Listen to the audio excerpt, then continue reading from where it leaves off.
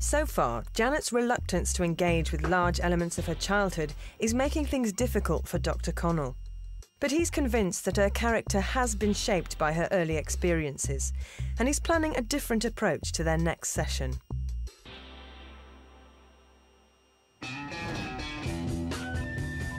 He's asked her to complete a range of psychological tests, which he thinks will stimulate discussion on the person she is today. He's hoping to draw links to her past. Do I disagree, neutral, agree? What about the section for if you think the question's stupid? You've got to put yourself into the pathetically piddling mindset of the twat that wrote this test. They're like those fuckwits that play that Sudoku in the paper. It doesn't prove you're intelligent. Have you ever said anything bad or nasty about anybody? Yes, yes, yes. Was your mother a good woman? Oh, not answering that. Would you feel sorry for an animal caught in a trap? Oh, no, I'm a psychopath. There you go. Janet's responses will give Dr. Connell insights into 4 key areas of her personality. He'll discover how stable, extrovert, ambitious and agreeable she is. Armed with the results, he's ready for round 2. Hi. Well, who's the worst person that you've ever had to do this to? Well, I couldn't say, could I? I'm not an ideal client of yours, am I? I mean, I've had my challenges. What about these tests? All right, shall we have a look at them? Yeah. I mean, what's interesting with you is that there's a sort of wide spectrum of results.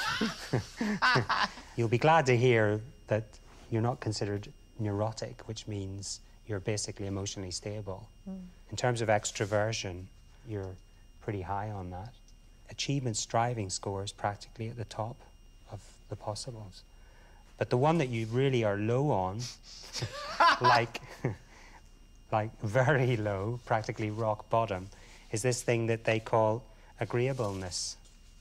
Oh, what? So I'm really disagreeable? It's basically to do with you and how you relate interpersonally. Oh, yeah, interpersonal skills, that's such a good word. How altruistic you are.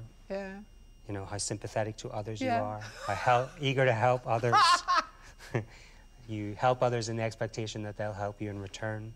I know, but I don't only help other people to get them to help me. That part's No, no. I'm a very loyal friend. Okay.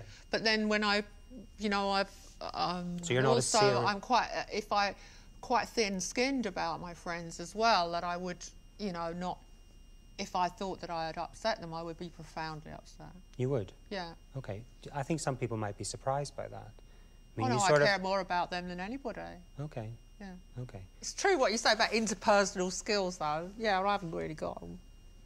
You haven't? I've got a limited amount of capability to, you know, deal with emotions. So I've rationed it out because I know I've got only so much. Most people who operate with a limited amount of stuff for others wouldn't be aware of it, I would think. Well, I'm perfectly aware of it. I'm perfectly aware of my inability to, you know, give up more of myself to other people than beyond a certain point. But I've chosen to do that. I'm comfortable with it. You know, I don't expect everybody watching this programme to like me or to be interested in me.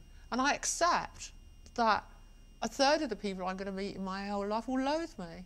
But, you know, that's a very good equation to work, you know, to work on, that 1/3 of the people that you form, you know, that you meet, you're going to have some connection with. There'll be a third that you can get by with, and then there'll be a third that it's not going to work. Life's too short to go around worrying about all of that. But you're not overly held back or troubled by the third that you don't win over. It doesn't... Not really, no. But it took me a long time. Okay. It took me to my 40s to understand that. And I honestly think if only I had understood that earlier in life, I wouldn't have been so hurt when people wrote things about me that I didn't like. But, you know, So you just grow extra layers, you know. It just kind of one day you wake up and you think, right, well, I've got it. So in a cliched way, you've sort of done your own therapy. Well, yeah, and in you? a cliched way, Barry, I've grew up in my 40s because also I was successful enough and, you know, had a good enough career throughout my 20s not to have to grow up. And even now, you know, I can honestly say to you, most of me hasn't had to grow up. I've had the luxury of being a childish brat. So my childhood is a work in progress. Yeah, it's not finished.